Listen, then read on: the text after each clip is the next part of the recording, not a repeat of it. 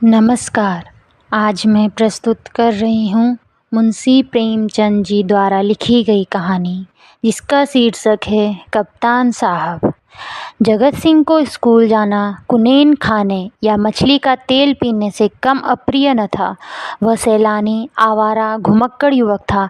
कभी अमरूद के बागों की ओर निकल जाता और अमरूदों के साथ माली की गालियाँ बड़े शौक से खाता। कभी दरिया की सैर करता और मल्लाहों की डोगियों में बैठकर उस पार के देहातों में निकल जाता।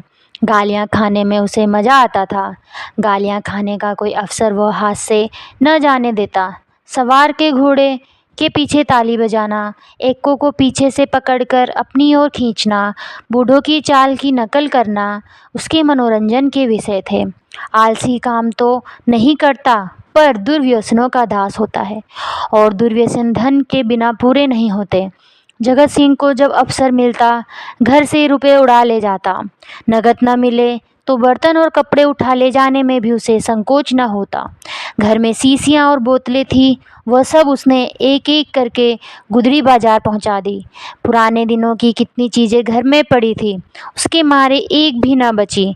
इस कला में ऐसा दक्ष और निपुण था कि उसकी चतुराई और पटुता पर आश्चर्य होता था। एक बार वह बाहर ही बाहर केवल कार्निशों के सहारे अपने 2 मंजिला मकान की छत पर चढ़ गया और ऊपर ही से पीतल की एक बड़ी थाली लेकर उतर आया। घर वालों को आहट तक न मिली। उसके पिता ठाकुर भगत सिंह अपने कस्बे के डाकखाने के मुंशी थे। अफसरों ने उन्हें शहर का डाकखाना बड़ी दौड़ धूप करने पर दिया था, किंतु भगत सिंह जिन इरादों से यहाँ आए थे उनमें से एक भी पूरा न हुआ। उल्टी हानि यह हुई कि देहातों में जो भाजी साग, उपले, ईंधन मुफ्त मिल जाते थे, वे सब यहाँ बंद हो गए। यहाँ सबसे पुराना घराव था। न किसी को दबा सकते थे, न सता सकते थे।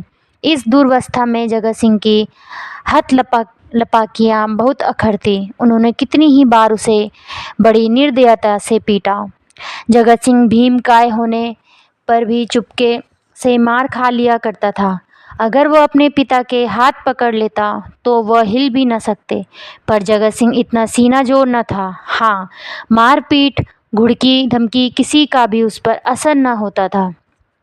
जगत सिंह ज्यों ही घर में कदम रखता, चारों ओर से काम काम मच जाती। माँ दूर दूर करके दौड़ती, बहनें गालियाँ देने लगती, मानो घर में कोई सांड घुस आया हो। बेचारा उल्टे पांव भागता। कभी कभी 2-2, 3-3 दिन भूखा रह जाता। घर वाले उसकी सूरत से जलते थे। इन तिरस्कारों ने उसे निर्लज बना दिया था। कष्टों के ज्ञान से निर्द्वंद सा हो गया था।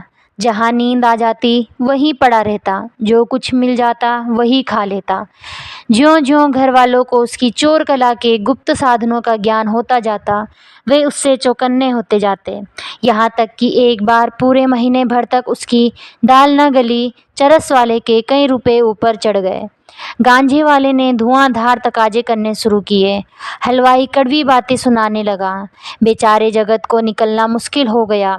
रात दिन ताक झांक में रहता, पर घात न मिलती थी।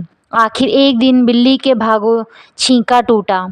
भगत सिंह दोपहर को डाकखाने से चले तो एक बीमा रजिस्ट्री जेब में डाल ली। कौन जाने कोई हरकारा या डाकिया शरारत कर जाए, किंतु घर आए तो लिफाफे को अचकन की जेब से निकालने की सुधि न रही। जगत सिंह तो ताक लगाए हुए था ही। पैसों के लोभ से जेब टटोली तो लिफाफा मिल गया। उस पर कई आने के टिकट लगे थे। वह कई बार टिकट चुराकर आधे दामों में बेच चुका था। झट लिफाफा उड़ा दिया। यदि उसे मालूम होता कि उसमें नोट हैं तो कदाचित वह न छूता, लेकिन जब उसने लिफाफा फाड़ डाला तो उसमें से नोट निकले तो वह बड़े संकट में पड़ गया।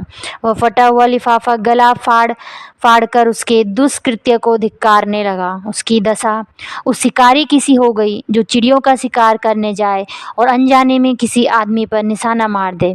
उसके मन में पश्चाताप था, लज्जा थी, दुख था, पर उसे भूल का दंड सहने की शक्ति न थी। उसने नोट लिफाफे में रख दिए और बाहर चला गया। गर्मी के दिन थे। दोपहर को सारा घर सो रहा था, पर जगत की आंखों में नींद न थी। आज उसकी बुरी तरह कुंदी होगी, इसमें संदेह न था। उसका घर पर रहना ठीक नहीं। 10-5 दिन के लिए उसे कहीं खिसक जाना चाहिए, तब तक लोगों का क्रोध शांत हो जाता। लेकिन कहीं दूर गए बिना काम न चलेगा। बस्ती में वह कई दिन तक अज्ञातवास नहीं कर सकता। कोई ना कोई ज़रूर ही उसका पता दे देगा और वह पकड़ लिया जाएगा। दूर जाने के लिए कुछ ना कुछ खर्च तो पास होना चाहिए। क्यों न लिफाफे में से नोट निकाल लें। यह तो मालूम ही हो जाएगा कि उसी ने लिफाफा फाड़ा है। फिर एक नोट निकाल लेने में क्या हानि है। दादा के पास रुपए तो हैं ही, झक मार कर दे देंगे। यह सोचकर उसने 10 रुपए का नोट उड़ा दिया। मगर उसी वक्त उसके मन में एक नई कल्पना का प्रादुर्भाव हुआ। अगर ये सब रुपए लेकर किसी दूसरे शहर में कोई दुकान खोल ले तो बड़ा मज़ा हो। फिर एक एक पैसे के लिए उसे क्यों किसी की चोरी करनी पड़े। कुछ दिनों में बहुत सा रुपया जमा करके घर आएगा तो लोग कितने चकित हो जाएंगे।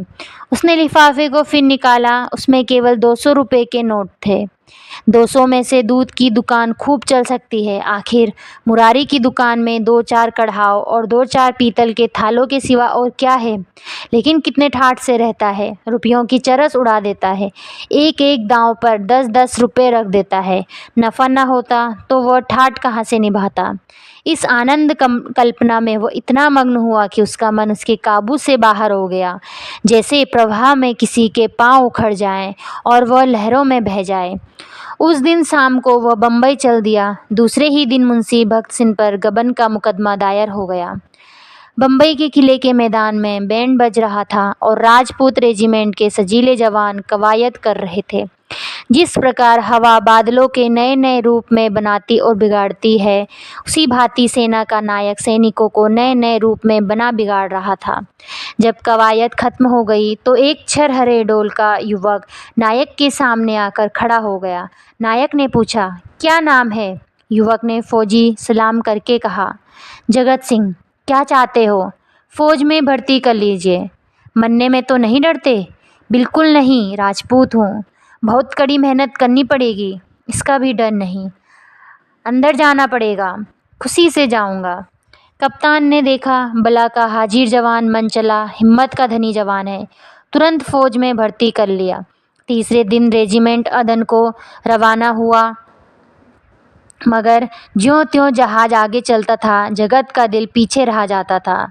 जब तक जमीन का किनारा नजर आता रहा, वो जहाज के डेक पर खड़ा अनुरक्त नेत्रों से उसे देखता रहा। जब वो भूमि तट जल में विलीन हो गया तो उसने एक ठंडी सांस ली और मुंह ढाँप कर रोने लगा। आज जीवन में पहली बार उसे प्रियजनों की याद आई। वह छोटा सा अपना कस्बा, वह गांजे की दुकान और वह सैर सपाटे, वह सुहृदय मित्रों के जमघट आंखों में फिरने लगे। कौन जाने फिर कभी उनसे भेंट होगी या नहीं। एक बार वो इतना बेचैन हुआ कि जी में आया पानी में कूद जाए। जगत सिंह को अदन में रहते हुए 3 महीने गुजर गए। भांति भांति की नवीनताओं ने कई दिनों तक उसे मुग्ध किए रखा, लेकिन पुराने संस्कार फिर जागृत होने लगे। वह कभी कभी उसने स्नेहमयी माता की याद आने लगी, जो पिता के क्रोध, बहनों के धिक्कार और स्वजनों के तिरस्कार में भी उसकी रक्षा करती थी।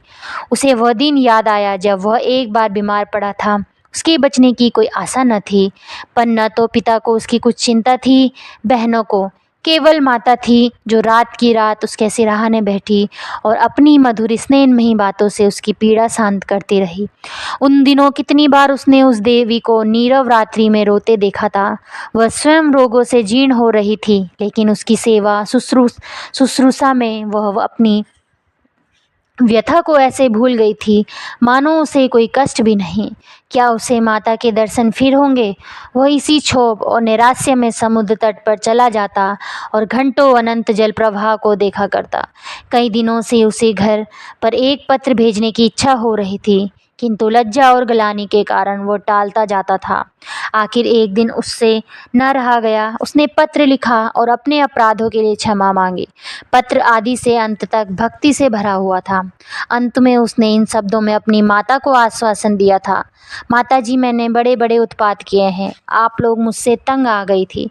मैं उन सारी भूलों के लिए सच्चे हृदय से लज्जित हूँ और आपको विश्वास दिलाता हूँ कि जीता रहा तो कुछ ना कुछ करके दिखाऊंगा। तब कदाचित आपको मुझे अपना पुत्र कहने में संकोच न होगा। मुझे आशीर्वाद दीजिए कि अपनी प्रतिज्ञा का पालन कर सकूं।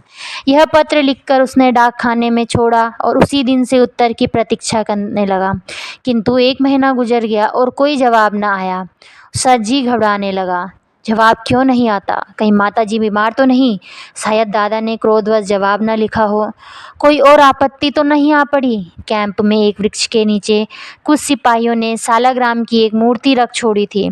कुछ श्रद्धालु सैनिक रोज उस प्रतिमा पर जल चढ़ाया करते थे। जगत सिंह उनकी हंसी उड़ाया करता, पर आज वह विक्षिप्तों की भांति प्रतिमा के सम्मुख जाकर बड़ी देर तक मस्तक झुकाए बैठा रहा। वह इसी ध्यानावस्था में बैठा था कि किसी ने उसका नाम लेकर पुकारा। वह दफ्तर का चपरासी था और उसके नाम की चिट्ठी लेकर आया था। जगत सिंह ने पत्र हाथ में लिया तो उसकी सारी देह कांप उठी। ईश्वर की स्तुति करके उसे लिफाफा खोला और पत्र पढ़ा। लिखा था, तुम्हारे दादा को गबन के अभियोग में 5 वर्ष की सजा हो गई है। तुम्हारी माता इस शोक में मरणासन है। छुट्टी मिले तो घर चले आओ। जगत सिंह ने उसी वक्त कप्तान के पास जाकर कहा, हुजूर मेरी माँ बीमार है, मुझे छुट्टी दे दीजिए। कप्तान के कठोर आंखों से देखकर कहा, अभी छुट्टी नहीं मिल सकती तो मेरा इस्तीफा ले लीजिए। अभी इस्तीफा भी नहीं लिया जा सकता। मैं अब यहाँ एक क्षण भी नहीं रह सकता। रहना पड़ेगा। तुम लोगों को बहुत जल्द लड़ाई पर जाना पड़ेगा। लड़ाई छिड़ गई है। तब मैं घर नहीं जाऊँगा। हम लोग कब तक यहाँ से जाएंगे? बहुत जल्द, 2 ही 4 दिनों में। 4 वर्ष बीत गए। कैप्टन जगत सिंह कासा योद्धा उस रेजिमेंट में नहीं है। कठिन अवस्थाओं में उसका साहस और भी उत्तेजित हो जाता है। जिस मुहिम में सबकी हिम्मतें जवाब दे जाती हैं, उसे सर करना उसी का काम है। हल्ले और धावे में वो सदैव सबसे आगे रहता है। उसकी त्योरियों पर कभी मैल नहीं आता। इसके साथ ही वो इतना विनम्र, इतना गंभीर, इतना प्रसन्नचित्त है कि सारे अफसर और मातहत उसकी बड़ाई करते हैं। उसका पुनर्जीवन सा हो गया। उस पर अफसरों का इतना विश्वास है कि अब वो प्रत्येक विषय में उनसे परामर्श करते हैं। जिससे पूछिए वही जगत सिंह की वीरुदावली सुना देगा। कैसे उसने जर्मनों के मैगजीन में आग लगाई, कैसे उसने कप्तान की मशीन गनों की मार से निकाला, कैसे उसने मातहत सिपाही को कंधे पर लेकर निकल आया। ऐसा जान पड़ता है उसे अपने प्राणों का मोह ही नहीं, मानो वह काल को खोजता फिरता हो। लेकिन नित्य रात्रि के समय जब जगत सिंह को अवकाश मिलता, वह अपनी छीलदारी में अकेले बैठकर घर वालों को याद कर लिया करता। 2-4 आंसू की बूंदें अवश्य गिरा देता है।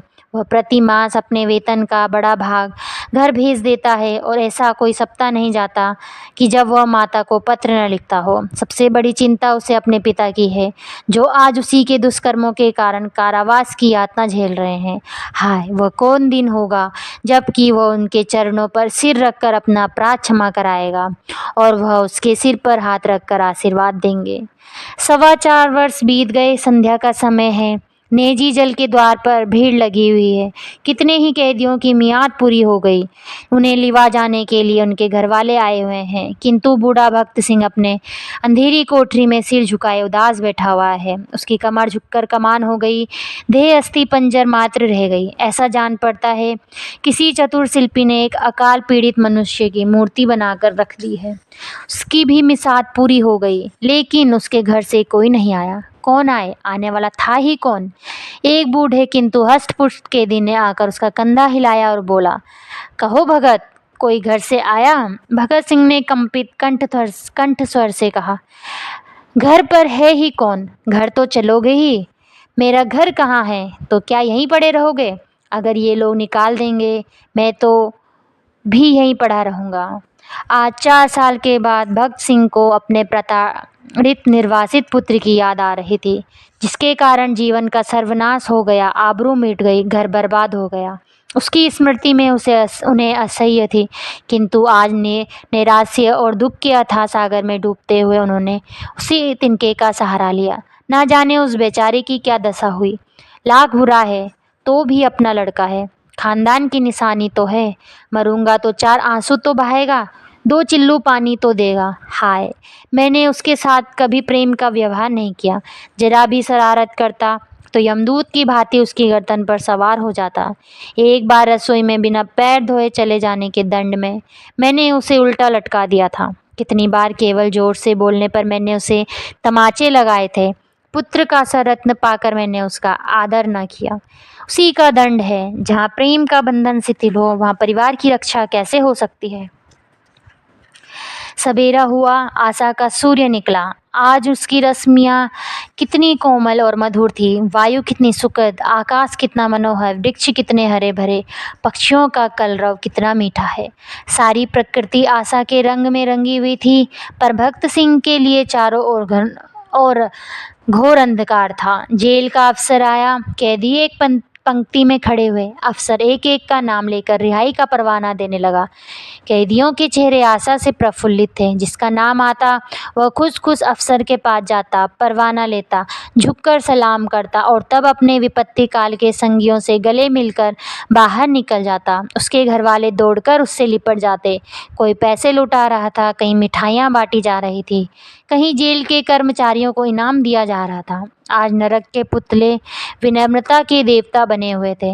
अंत में भक्त सिंह का नाम आया। वह सिर झुकाए आहिस्ता आहिस्ता जेलर के पास गया और उदासीन भाव से परवाना लेकर जेल की द्वार की ओर चले, मानो सामने कोई समुद्र लहरें मार रहा हो। द्वार से बाहर निकलकर वह जमीन पर बैठ गए। कहाँ जाएं? सहसा उन्होंने एक सैनिक अफसर को घोड़े पर सवार जेल की ओर आते देखा। उसकी देह पर खाकी वर्दी थी, सिर पर कारचोबी साफा, अजीब शान से घोड़े पर बैठा हुआ था। उसके पीछे पीछे एक फिटन आ रही थी। जेल के सिपाहियों ने अफसर को देखते ही बंदूकें संभाली और लाइन में खड़े होकर सलाम किया। भक्त सिंह ने मन में कहा, एक भाग्यवान वह है जिसके लिए फिटन आ रही है, और एक अभागा मैं हूँ जिसका कहीं ठिकाना नहीं। फौजी अफसर ने उधर उधर देखा और घोड़े से उतरकर सीधे सीधे भक्त सिंह के सामने खड़ा हो गया। भक्त सिंह ने उसे ध्यान से देखा और वह तब चौंक कर उठ खड़े हुए और बोले, अरे जगत सिंह। जगत सिंह रोता हुआ उनके पैरों पर गिर पड़ा। धन्यवाद।